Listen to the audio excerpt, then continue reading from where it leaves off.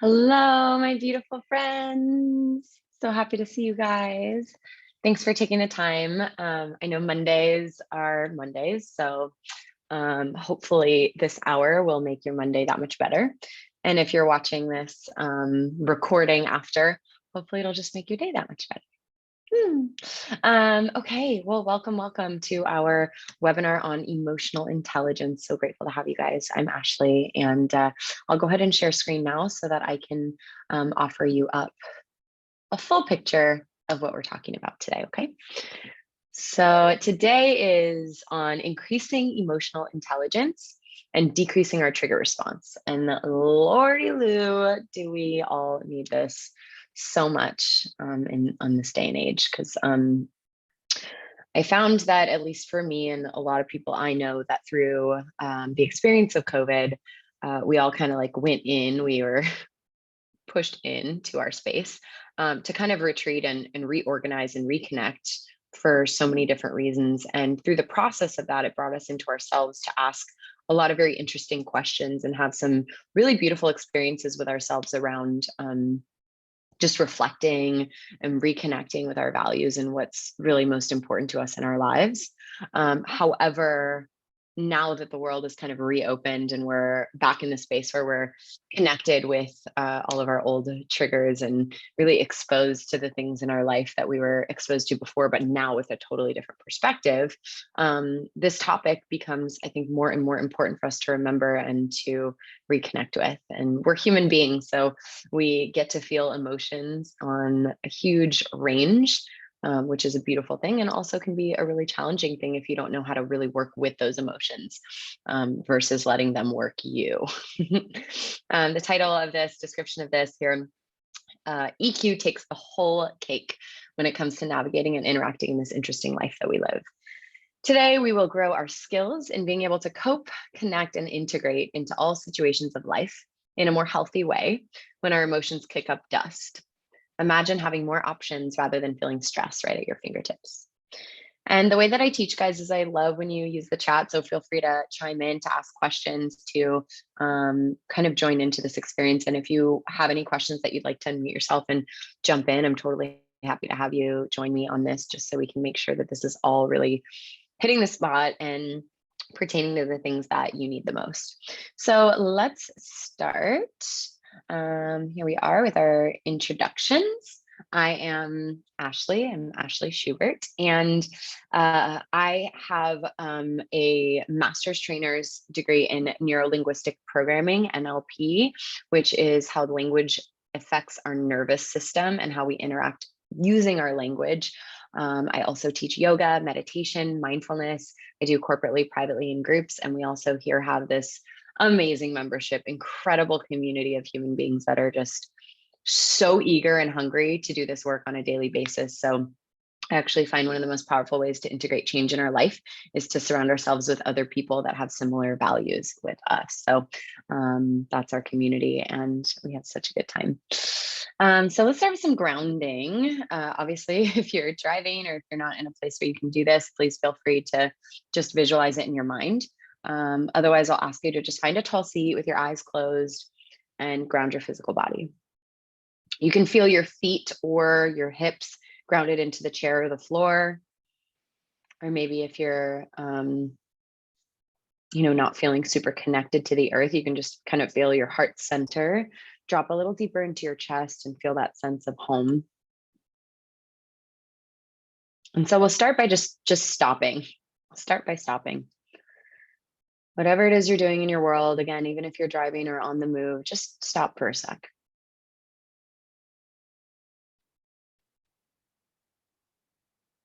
And in that pause, we have more options already. And then next, we'll take a breath. Inhale. And imagine just clearing out your mind on the exhale. Again, inhale. And clear out your mind on the exhale. And if that feels really good, you can continue to take a few breaths. And now we're going to start to observe. So just see where you're at right now. What emotions are present? Is there stress or anxiety or overwhelm? Is there excitement or celebration? Is there hunger? What is available to you in this moment that you can observe?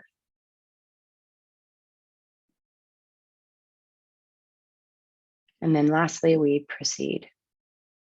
So allow yourself to come back into the space very slowly, with just maybe a little different of a perspective here, welcoming in all of the different options that you have now to listen differently, to listen differently.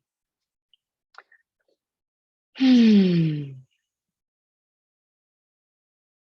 I don't know about you guys, but when I move from a place of emotion or a lack of mindfulness, the results I get are completely different, whether it's interactions or conversations or projects. I'm either distracted or focused, or I'm present or not. And really, those are kind of the only two things. So you can bring yourself back into the space here, and we will continue. My story.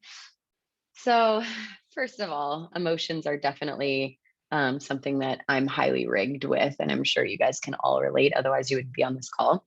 My emotions before I started doing this work were the one thing that I would make decisions based on. So I spent a lot of time being very impulsive. And if my emotions, for example, if I was telling myself a story about someone or about something based on an emotional feeling that was already mine, it would change the way I would show up in the space or react in the space, which um, we always know that that ends up in confusion or misalignment or discord. So, applying emotional intelligence and really increasing my ability to be centered and grounded in truth and in logic and in harmony has made a world of difference in my life. I, from a result, I think of doing this work, my relationships have gotten completely better because instead of responding or reacting from that emotional space, and my go-to emotion is anger or snappiness or intensity. That's kind of like the one that I in the past have run a lot. So those things would manifest into my relationships, my job, my career, everything, and everything in between. So being able to apply this awareness of my triggers through the use of emotional intelligence has uplifted the quality of my life immensely and intensely. And I would say it goes across the board, relationally, financially, spiritually, mentally, physically. Seriously, though, emotional intelligence has given me options that I could have never dreamed to have. And having said that too, is I, like you, probably didn't have a lot of teaching around my emotions growing up. I was kind of told that this is wrong, this is right, this is how you behave, this is how you show up. If you act anything out of alignment with this, then you're labeled bad or good, or you're behaving in a certain way that's within expectations of culture. And so the interesting thing with that is, I learned to abandon myself a lot. I learned to not validate my emotions or my truth, and not know actually how to deal with them. So from my perspective and the digging I've done is that my anger a lot of times came from invalidation of my own experience of reality, because I didn't know how to navigate my emotions or how to reckon with them or even see myself in them. And those can kind of build up and become bigger issues down the road. It's kind of like, the Jack in the Box where it just like pops out as soon as you get cranked too high. The it gets wound up really, really, really tight, and it's like, that's kind of my experience of reality when not navigating my emotions in a healthy way. I'm sure you guys can relate. So let's talk about what emotional intelligence is. EQ is different to IQ, and it's the ability to positively understand, perceive, use, and manage your emotions and the emotions of others in order to relieve stress, communicate effectively, empathize with others, and overcome challenges and diffuse conflict. That all sounds freaking rad, right? Today in our cycle class, we were talking about, like, just in a small portion of it, how a lot of things in life like could be perceived as hard, right? Getting up and waking up early to work out, that's like hard, right? Like having to get your alarm off and get out of bed and do all that. Excuse me. Navigating conflict, is hard. No one wants to have uncomfortable conversations, or it could be perceived as hard, right? Feeling stressed is hard, and de-stressing is hard. Choose your hard. If we strengthen and thicken our skin around the things that are hard but also productive versus hard but destructive, that is the difference of someone with emotional intelligence. Meaning, if you're strong emotionally, it doesn't mean it's easy to have a difficult conversation. If you are strong emotionally, it doesn't mean that when you feel triggered, you're like, oh, look at that. That's so nice. What a unicorn. You know, you're still having those feelings inside. It still challenges you. It just challenges you in a way that you have more options, and your ability to choose something different happens a little bit easier and more naturally. But you will still have impact. You will still have trigger. You will still have things happen and show up for you. As human beings, we're wired to feel emotion, good and bad. But instead of feeling the emotion of 17 million other experiences that made you sad or frustrated or angry, you're actually able to question those emotions and say, where's this coming from? Is there some resolution here that I can create for myself so that my feeling of anger or frustration can be communicated effectively, and I can navigate through this situation individually as this situation instead of 7 situations before, 10 situations before, that's building up to this moment. Okay. And again, stop me if you guys have questions. So we're going to go through all 5 pillars of these today, so you guys understand this a little bit better. And for those of you that are in the community, I've never taught emotional intelligence like this before. So I'm actually really excited for you to see, because it's just a new way of understanding. Okay. We've got self-awareness, self-regulation, empathy, motivation, and social skills. So the 2 on the right, self-awareness, self-regulation, has to do with the way you operate within you. Empathy and social skills has to do with the way you operate with others. And then motivation is both. Okay. So I'll break all that down now. Self-awareness is our ability to identify and distinguish when we're emotionally charged or heightened, meaning I am feeling this right now versus you did this and this happened and how could they and blah, blah, blah, blah, blah.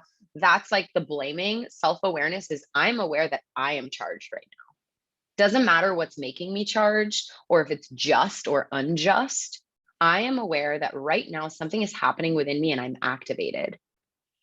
A self-aware person knows their strengths and their weaknesses and understands how situations will normally impact them and recognizes that emotions are temporary. Meaning, I'm feeling this, I know it's going to pass. Maybe I didn't sleep a lot last night and I really need sleep, and that's going to affect me. Or maybe I didn't drink enough water, so maybe I might feel a little woozy or weak or snappy. Whatever it is, maybe like I know I get hangry. I need to operate from that place of knowing myself, right? I know that I'm really good at this, and I know that this is an area of opportunity, so I can claim that. And self-awareness takes a lot of humility, and it takes a lot of willfulness to be, for lack of better words, wrong. You know, like you can't have an ego if you're self-aware. When you have an ego, it's really hard to claim like I am feeling angry, because ego says you're making me angry, right? So example, you just walked in the door after a long day at work. You see dishes in the sink, dirty clothes on the floor, and trash overflowing. You pause and you notice the emotion you're feeling. You name it and you allow yourself to be aware of its presence. I am frustrated, or I am angry, or I'm feeling disrespected. What is it? Claim it as yours. And again, y'all, you can put any questions in the chat or awarenesses there. Self-regulation is the second pillar.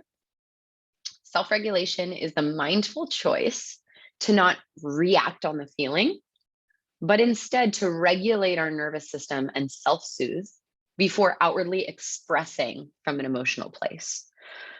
So this is the pause between. I'm going to see that something is present. And instead of just being like, cool, anger's here, fuck you, it's, oh, this is here. Let me just sit with this for a second and find all of the tangible tools that I have to really regulate this so that my system is coming from a place of calm, really logic, so that I can outwardly express or connect from rationality. Because if you're connecting from a place of your emotion, like no one around you is feeling what you're feeling. So it's hard for them to be able to reckon or reason with your emotion if you can't do that.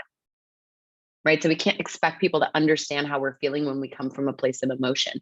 But when we come from a place of logic, we can communicate it well so that our charge is not seeping into the content of how we're communicating. And that resolution and connection and alignment is a lot easier. Right? Love that, Ash. This acceptance of my self-awareness has helped me remain calm in frustrating situations that would normally cause me to explode. I feel that explode was my favorite thing for so long, and still is sometimes, right? Because we're human and we have to remember that you can't just work on this stuff once. You have to continuously give yourself grace to show up in it.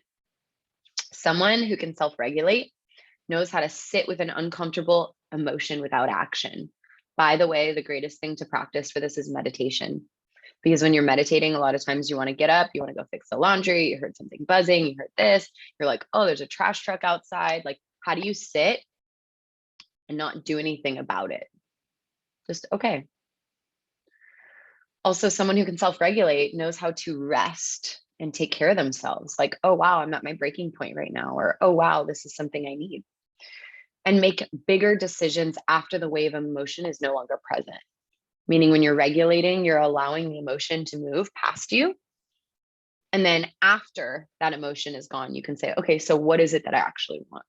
And a fun little trick or tip with this is maybe write down what it is you want to do when you're feeling emotional and then go back to it after the emotion passes. You're going to be like, whoa, that is insane, right? If you're a person that like maybe writes a text in a notepad instead of texting it, and then you revisit it later and you're like, oh my God, I'm so glad I didn't send that, right? That's self-regulation.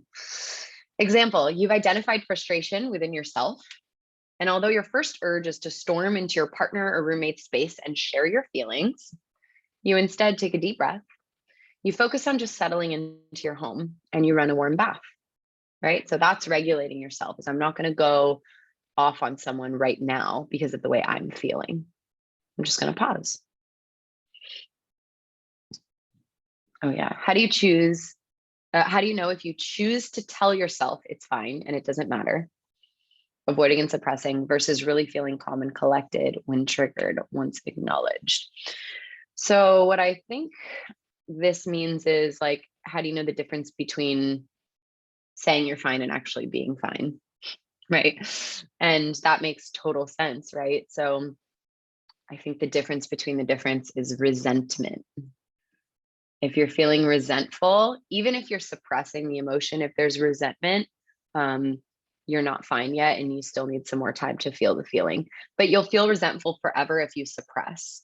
So like focus on settling, taking a breath, like that is self-soothing. But if you're like, fuck that, I'm just not going to go in there and I'm going to suppress it. And there's like this inner dialogue that's always frustrated or pissed. So you're always going to feel that inner dialogue if you haven't actually navigated through that self-soothe process. I think remembering that my emotions are mine and not anyone else's. Yes, people are not out to get me or trying to cause discord. Things are happening and I can choose to zoom out and see how small this is in the grand scheme of things. That is damn straight. Emotions are mine. That's like the number one thing, because not everyone's going to feel the same response that you do because they're not in your skin and your bones and your brain, and they're not feeling triggered by the same things.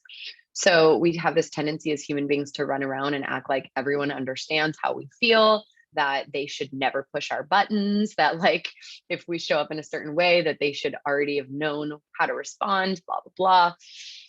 It's an interesting story we tell ourselves. I don't know where we got that, but shit, here we are unwinding it, removing suffering, hopefully. Empathy. Empathy is defined as our, how dare you not know how I'm feeling? Empathy is defined as our aptness, like our ability to pick up or read another person's emotional state of being. Now, this is important because I feel like there's like this fad that everyone's like, I'm an empath. I feel what everyone's feeling. That's not what we're talking about here, right? Empathy and sympathy is different. Sympathy means you're feeling what someone's feeling. right? Empathy means you can be aware of what someone's feeling, and empathize meaning I can understand how that would feel based on me knowing emotional stuff within me. Meaning like, okay, if I haven't lost a parent, I can empathize with someone who has, not because I've lost a parent, but because I've experienced grief and deep sadness before, for example. So it doesn't mean I'm claiming their experience. It doesn't mean I'm owning it as my own. It doesn't mean I'm relating and being like, yeah, I know exactly what you're going through. It means that I can empathize because I'm a human rigged with emotion too. Okay. This doesn't mean that we have to feel what they're feeling. However, it does mean that we are able to recognize their emotions clearly. So I see that this is present right now. By the way, you don't have to do anything with that. That's the next pillar. With this, we're just talking about empathizing while I'm observing. It's just like self-awareness. An emotion is here towards others. An emotion is there. I'm seeing that emotion is there. Someone with empathy knows how to listen actively without the intent to respond, meaning I am present with you and I'm not making it about me. You can also read others' nonverbal communication. Are their shoulders rounded forward? Are their eyes shifting? Did they not say hi when they walked in, right? Like what's going on over there? And see things from another person's perspective and lead with humility. Meaning, even though I see what you're feeling, I don't claim to know what you're feeling.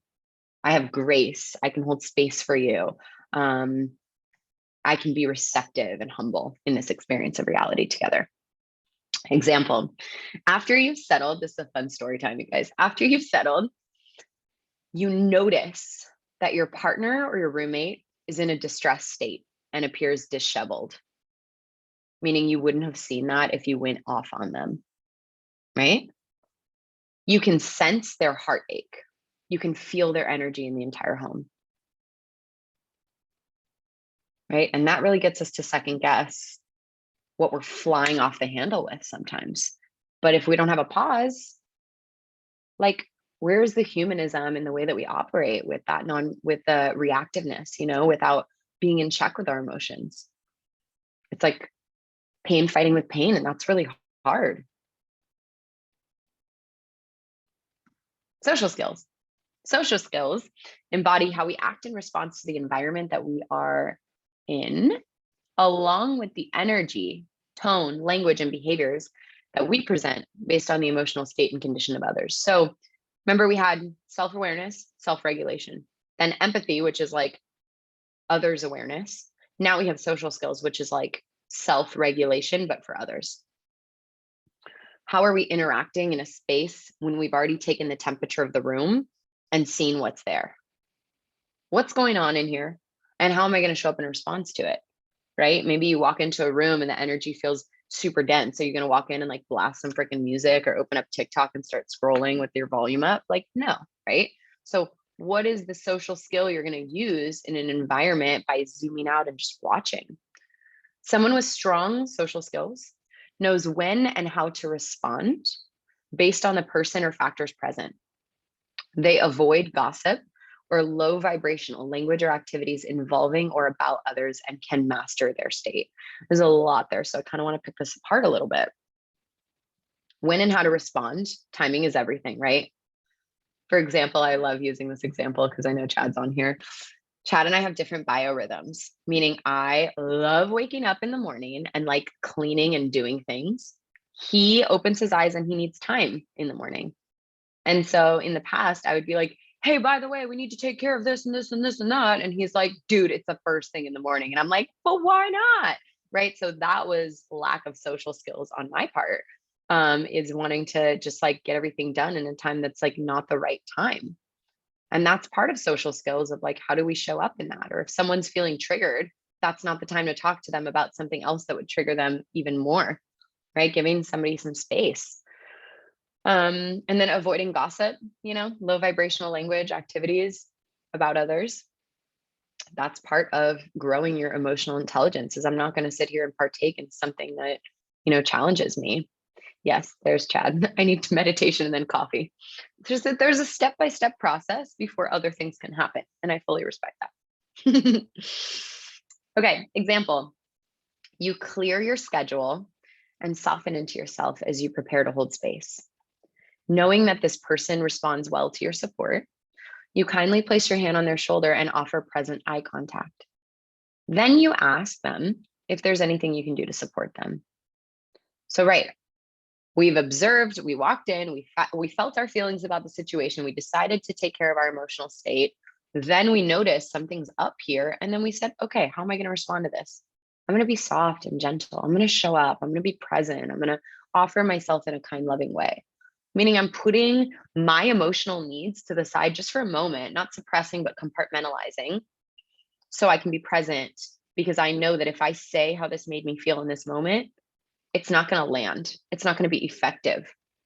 And here's the thing. It's like emotional outbursts really show immaturity, because it's like, do I need to be heard that much right now in this moment? Or can I just pause on this and bring it back in a time that it's actually going to be addressed in a respectful, loving way? Like, I can wait, right? If I'm feeling frustrated about dishes, like that can be a conversation that can happen tomorrow, the next day, in a time that it can be received, right? So how can I show up to support? Because this is more important in this moment. And again, please feel free to ask any questions, guys. Okay, motivation. This is the last pillar. Actually, Chad and I were talking about this one because the original, like, emotional intelligence, by the way, this is a very new concept, guys. So this emotional intelligence, bless you, Zavi, came from literally just recognizing emotions as a separate intelligence in like the 50s, like barely, with Maslow's hierarchy of needs. But EQ, emotional intelligence, didn't actually come out until 2005. So this is like super, super, super new. And there was only 4 pillars. Motivation was not necessarily a part of those pillars. So they added it on recently. And I actually, after doing more research, feel like it's a really important one, because I find that the people that I look up to that are very emotionally intelligent have this. Okay. Motivation. As it relates to EQ, motivation is defined by the intrinsic moving factor that drives us to do what we do every day. This refers to reward based on fulfillment and passion versus money, power, status. This might get a little controversial here, but I am an Elon Musk fan. I think he's awesome. I love the fact that he's like all for freedom of speech and all for being exactly himself. He has this to a T. This is like one of the wealthiest people on the planet. Do you think he's running around in fucking Lamborghinis and buying properties in the Bahamas? No. Like, interviews with his ex Grimes, it's like she was like, we're living in a freaking average house, like a $40,000 house. Like, this person is changing the world and is not motivated by money or power or status. This person is motivated by something deeper. And when you think about EQ and you zoom out, like a lot of us that do a lot of, for example, spiritual work, we're not moved by material things. You're more connected by something bigger, like this humanism. And when you think about emotion, again, emotion, it's not bad. It's just a lot of times when we move from emotion, we're moving from ego. And when we strengthen our emotional intelligence, we're now moving from spirit, or from this motivation place of like, what is bigger than this? And that's where service comes in. That's where me putting my crazy emotions to the side comes in, so that I can offer support to someone and find the right timing to find my needs to get met. So someone that is deeply connected to their intrinsic motivators operates from a place of integrity. That's big. They are committed to their bigger vision and growth, and tend to inspire the why in their daily life. Their energy is positive and infectious. So for this, it's like, you guys think about this. Emotional intelligence could be totally used as a form of manipulation without this pillar. Do you get where I'm coming from with that? So like, if you're emotionally strong, you can support people, you can show up for people, you can regulate yourself. But without this integrity piece of like, what drives me that's bigger than this material reality, emotional intelligence doesn't really have a heartbeat. So let's talk about the example here. Yeah, Ash, when I focus on money or materialistic things, I notice my stress and low vibrational feelings creep in. Could not agree more. When I shift on focusing on bigger vision outside of myself, I'm my happiest. Example, you easily could have left for the night or avoided the conversation. But in your value system contains a deep care for others, and you feel fulfilled when you're able to be helpful towards another person. This value drives you to show up including in this moment with your partner or roommate, right? So that's the example of like, yes, this conversation could be really intense right now, but I'm here because I deeply care about people and I want to serve. Okay. And that kind of ties everything back in, is like, what are we getting emotionally stronger for? It's definitely not to be self-serving. It's like to grow a healthier community and a healthier culture and a healthier society. And we're all contributing factors of that. So this integrity piece is like, yeah, I could have gone out for the night. I could have not been a part of this mess at all, but I'm here and I'm choosing to be here. Yeah. So just revisiting this 5 pillars, so you guys can see it zoomed out again, is on the right. Those are our self pieces. How do we show up? And then the other pieces, how do we show up with others? And by the way, those of you that have a background in yoga or study anything about the yogic philosophy, think about the 8-limbed path. The yamas and the niyamas, literally, those 2 things, yamas, niyamas, how we show up with ourselves, how we discipline in the world we live. It's literally the same thing, which is why Charlottism, my mentor, she always says that every form of philosophy or personal development now is just an iteration of the Yoga Sutras over and over and over in different ways repackaged. So let's keep repackaging them so the visual and shiny objects appeal to the masses, so that we can still continue to live and breathe this deep ancient wisdom for the rest of our lives, right? The rest of eternity. Okay, let's talk about brains. Oof, yeah. Right brain versus left brain, logic and emotion. So right brain, and if you look at this, I kind of mirrored it, but the right side of your brain, the right hemisphere, correlates with the left side of your body. The left side of your body and the right hemisphere of the brain, this is our creativity. This is our emotion. This is our ability to be fluid. This is our kind of like flexibility, adaptability. I'm going to go paint for hours. I'm going to be in nature, like kind of Vata sort of energy, right? If you look at the scribbles on there, it makes a lot of sense. Right? Left side is more logic. Left side brain correlates with the right side of the body. And so, by the way, left side of the body is lunar, more feminine, creativity. Right side is more masculine, more solar. And the left brain is, see those puzzle pieces? How does this fit? How does that work? What does this do? How do I make this happen? We can't always problem solve when we're in our right brain, and we can't feel in our left brain. Okay. Both of them are important. And so, by the way, meditation, one of the things that meditation does is it strengthens this space between the 2 hemispheres of the brain called the corpus callosum. And it makes it so that whole brain activity is more accessible, meaning the right and the left side of the brain talk to each other. So you can transition between the 2 easier. And that's where meditation's got those hidden gems of neuroscience, where it really helps us operate in daily life. Okay, so what I want to tell you is that emotional intelligence also does this. It bridges the gap. It brings the 2 together. I'm feeling, so I'm going to observe this feeling, and now I'm going to think my way into a solution, but I'm still going to process the feeling and understand it, right? EQ bridges the gap. And I want to remind you too, in this conversation here, is that the right brain is not bad. I think we're taught to think that emotions are bad. And not always bad, because like, yes, I want to feel love and happiness and joy, but negative emotions such as anger, or even I'll just say other emotions, anger, sadness, fear, envy, shame, those are important. All of our emotions are important. If they weren't important and useful, we wouldn't have a right brain. We would just have a mush brain and it would all be the same, right? There is very clear purpose for these things to be here, right? They teach us what is and isn't okay in our life. They keep us safe. They keep us out of harm's way. They give us pathways to investigate our triggers in our work. So whether you want to talk about this on a more logistical 3-dimensional reality, right? They guide us of what is right and wrong. They help us make decisions, et cetera, et cetera. But on a more spiritual plane, right? Like they teach us, they point the arrows into where we need to heal. So emotions are good, very, very good. Good emotions, bad emotions, just emotions, they're good.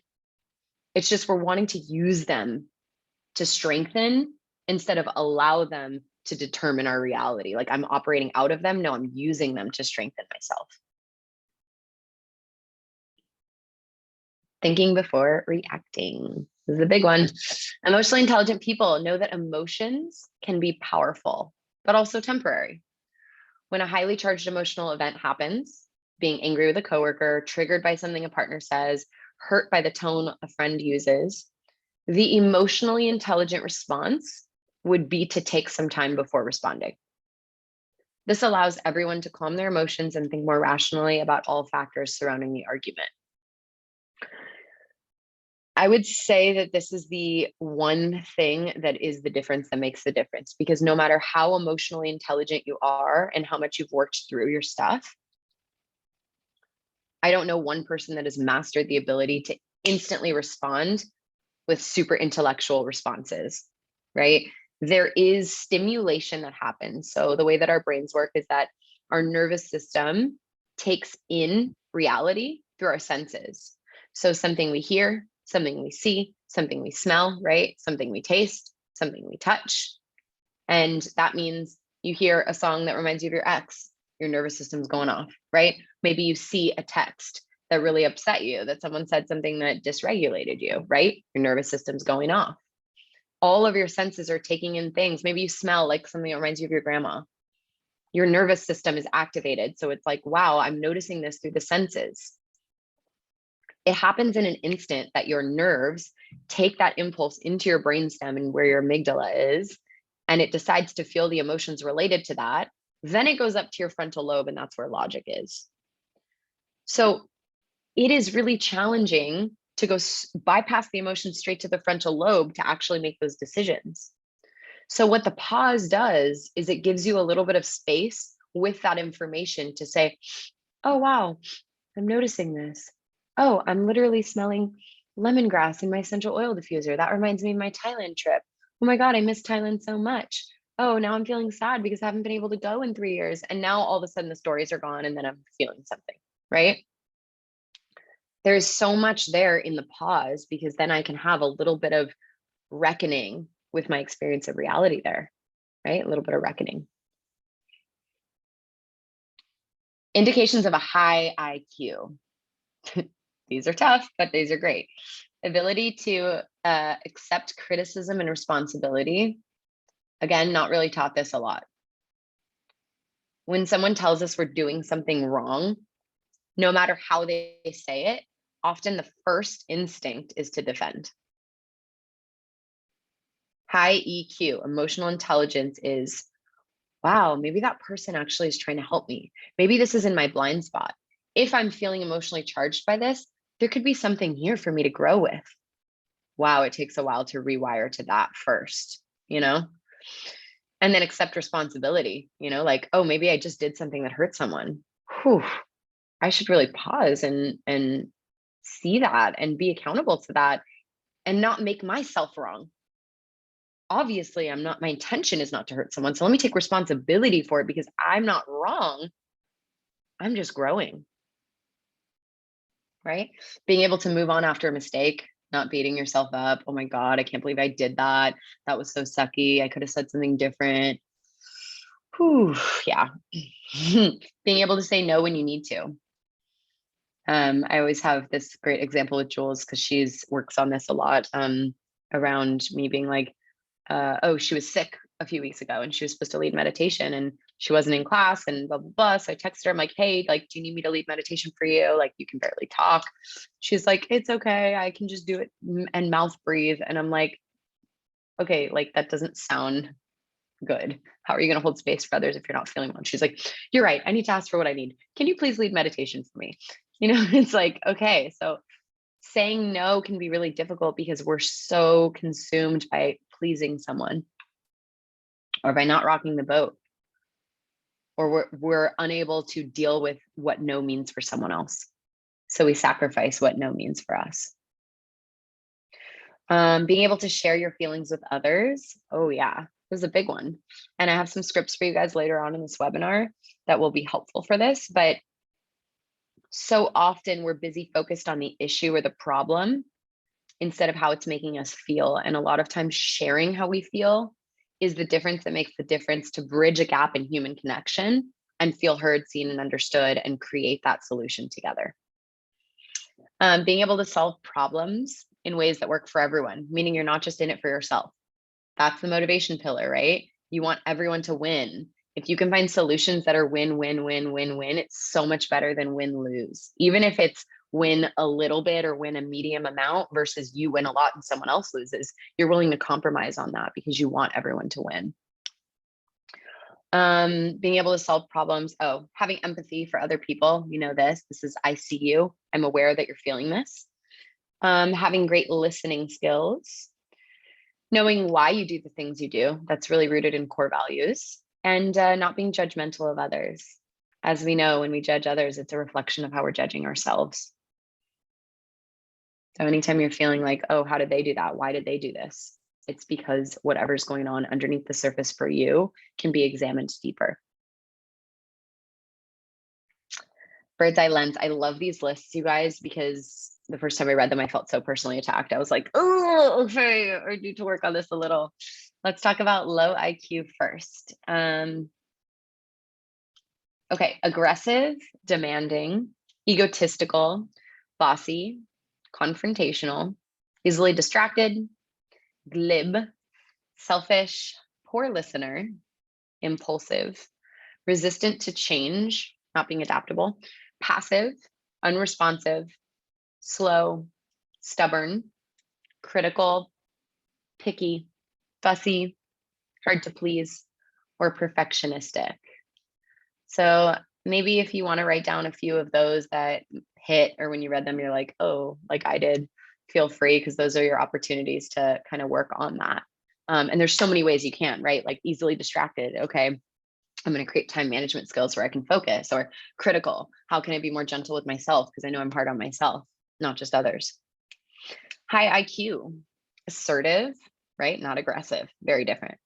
Ambitious, driving, strong-willed, decisive, warm, enthusiastic, sociable, charming, persuasive, patient, stable, predictable, consistent, good listener, detailed, careful, meticulous, systematic, and neat, right? And again, I'm going to come back to the yamas and niyamas here. I saw a lot of them on here, you know, like neat is saucha, you know, cleanly, etc. There's so many in here, but again, this is EQ, not the yamas and niyamas. Any tips on becoming more decisive? Yes, I will give you guys all some tips on strengthening emotional intelligence, and that will help with this, but circle back if I don't answer it. Okay, Jon Kabat-Zinn. This guy is like one of the kind of sort of founders of mindfulness, if you will. He was a psychotherapist, or a psychiatrist, rather. No, sorry. That's Viktor Frankl. We'll get to him. Jon Kabat-Zinn is more so, yes, mindfulness researcher. And he developed the STOP acronym. This one's super helpful. It's a powerful way to get more present with our nervous system and understand what's going on within us and around us. Okay, so STOP. FYI, in our grounding today, we did this. Stop. Stop whatever you're doing. And not, I'm not going to do that, but I'm going to do this. No, like stop doing, right? Just stop. T, take a breath. Maybe 5 breaths if that's what you need. Yeah. Observe. I can see what's coming up for me. I'm aware I'm feeling this. I'm noticing this happening. I see what's going on around me. And then proceed. Continue on from that place of I'm aware, not from that place of reactive, right? One thing is I'm awake, and one thing is I'm asleep at the wheel, okay? The big little tips. So this is kind of where hopefully your question gets answered, Sam. Number 1 is put your hand on your heart. So this is a self-awareness practice, okay?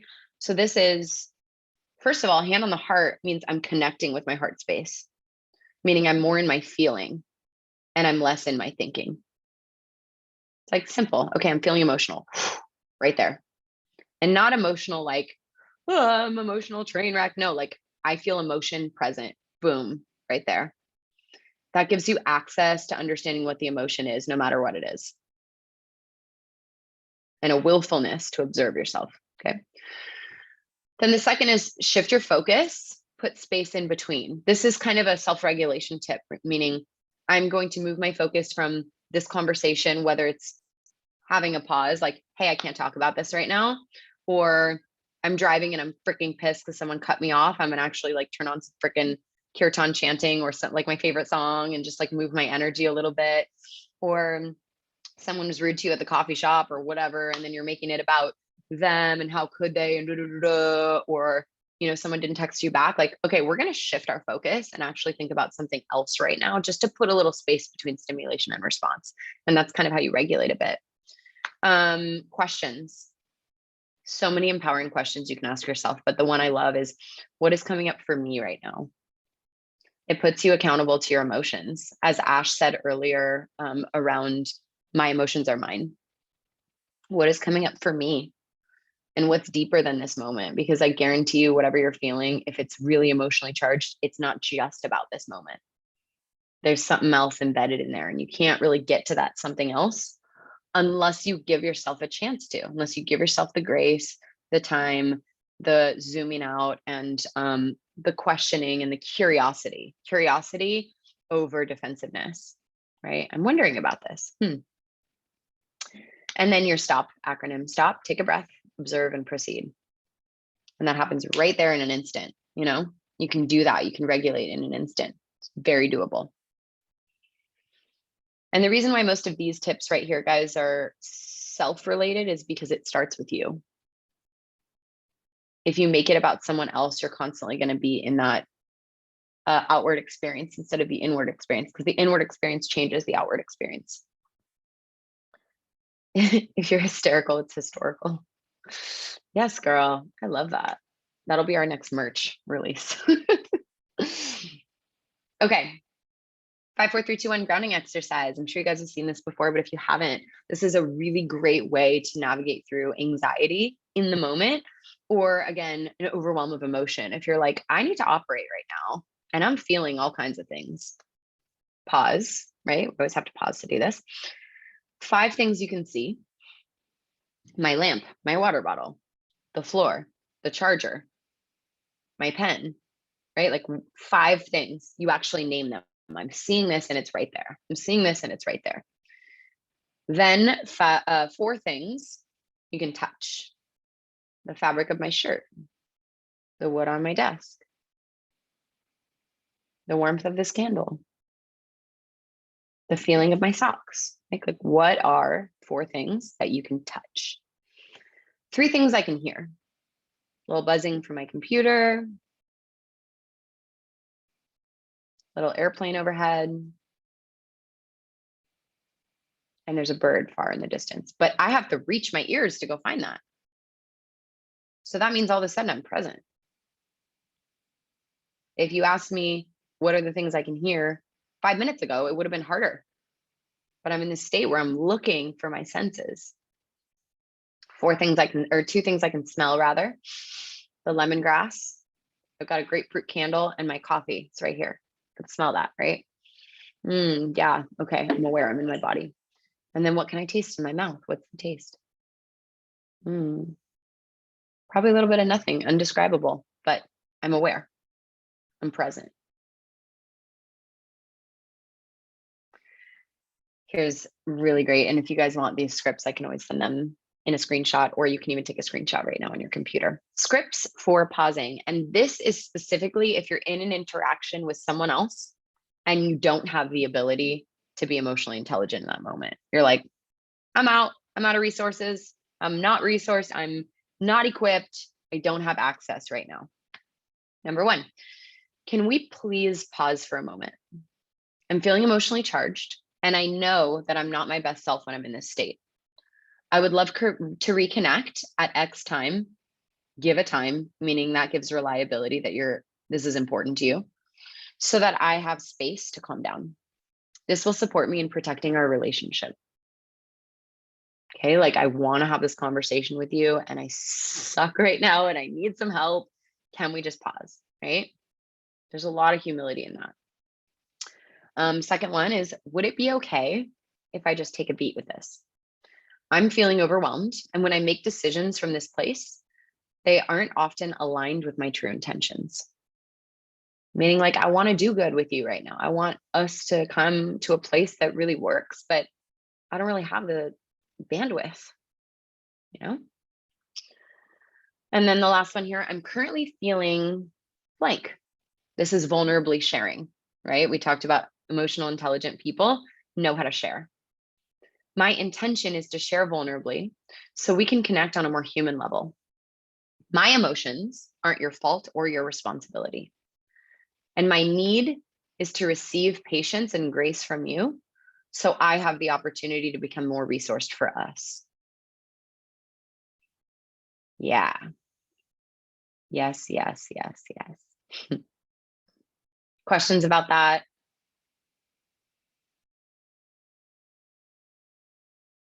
And there's millions of ways you can do this too, guys, because like these might not be in your language and maybe they don't feel authentic to you, but like find a way that honors someone that asks for your needs in a loving way. This conversation deserves more than I'm able to give at this moment. Is it okay if I take some time to process? Love that. And it's like, they're not going to say no, but like asking permission is sometimes better than asking for forgiveness, right? Beautiful. Okay, cool. And you guys know this is we have like all of this for 4 weeks long in our mentorship program, round 2. It's on emotional intelligence. We'll go deeper into the 5 pillars, developing leadership through EQ, and then applying it to all the areas of our life, which we know are super important. And I'll leave you guys with this quote before I take any other questions or feedback. Between stimulus and response, there's a space. In that space is our power to choose our response. And in our response lies our growth and our freedom. Viktor Frankl. This is our psychiatrist, and he's also a Holocaust survivor, and an amazing contributor and philosopher. And again, guys, this stuff is not new, but it's even more important now than it's ever been. Way more important now than it's ever been.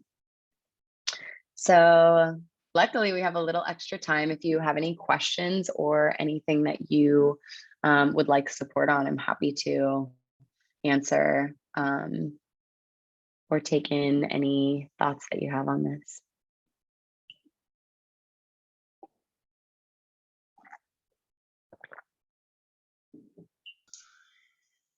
I have a question. Okay. Okay, so I feel like I've talked about this person a lot with you, but I have this friend who just kind of goes up and down and is always like really high and everything's great, and then really low, everything's bad. And recently she's been messaging me a lot and like kind of going in a spiral. And I'm here for her. And I asked her today, I was like, how can I support you? Are you looking for feedback or for me or someone just to like listen? She's like, I want feedback, blah, blah, blah. So I give her some feedback, but at the same time, like, I don't think she's in a place to receive the actual feedback I want to give her. And Mhm. so I'm just curious, like, I don't know how to support her in the best way. Like, I just see these patterns where I'm like, it's a constant thing where I'm getting to a point like maybe I just need to detach from it, is what I'm guessing. But like, I feel like I'm getting more and more attached to it and just getting frustrated that she comes to me with the same thing over and over again. So I guess I'm Mhm. trying to figure out where is the EQ in that? Like, how can I support her, but also maybe like learn how to regulate myself a little bit better in the situation and not take it on so much, if that makes sense. Yeah, for sure. Well, she's coming to you with it because she knows that you're the person that will listen to it, right? So like, Yeah. I'm sure if it's the same thing over and over, like I've been in that space where I've been that person and I knew who would like indulge and let me go and who wouldn't. So there's certain people that I'll go after and certain people that I won't, when I'm spinning and looping of like, this person will listen, this person won't, right? So you have to decide, like, are you wanting to be that person? Because regardless if she's asking for feedback, you have to, because you're more emotionally intelligent, you have to read between the lines and realize that even though she's asking for one thing, she actually needs something else. And so you have to decide if you're willing to be that person for her or not. And so it comes down to your boundaries, is like, okay, if I hold the light and vibration for her, that is, you're seen, you're loved, you're always welcome no matter what, that's fine, right? Like you can do that. And at some point she will come around and see it. but like you can't be attached to her process because you never, ever, ever will get the opportunity to decide like like how long it's going to take, you know? So it's whatever's kicking up in you around those boundaries. That's something you have to decide. Is this something that I have work on too? Because even though it's about her, it's also about you. Yeah, I think it reminds me of just like that might be her assignment, and like my assignment is learning how to detach from other people's assignments. And around we go, right? And here we go. Thank you. Yeah, of course. Any other questions? So I was just going to share one thing with the Yeah. taking a break before reacting emotionally. I find that's helpful two ways in that quite often when you ask that person, can we come back to this in a more calm state? They don't have the need to come back to it once their emotions have settled. And I feel like it leads to a more productive outcome. Yeah, I so agree with that. And I guess it just depends on like who's more emotionally charged and who has the issue with it long term, like what needs to shift. But you're right. Sometimes the pause is the diffusion that we even need. Like, okay, cool, this is solved. Just space. That's it. I love that. Thank you for adding. And it's nice to meet you. Nice to meet you. Thanks for. Of course. Yeah. Okay, guys. Well, are there any other questions before we wrap up? Feel free. Okay, cool. All right, guys. Well, thank you so much for joining me. And we're going to continue doing these webinars. The next few topics we have, I've written down. We're going to do one on masculine, feminine dynamics and how those things play out in our world. We're going to do time management. We're going to do negotiating, and we're going to do negative self-talk. So let's just keep them cranking. And I hope you guys have an amazing week. And I'll see you guys soon. Love you.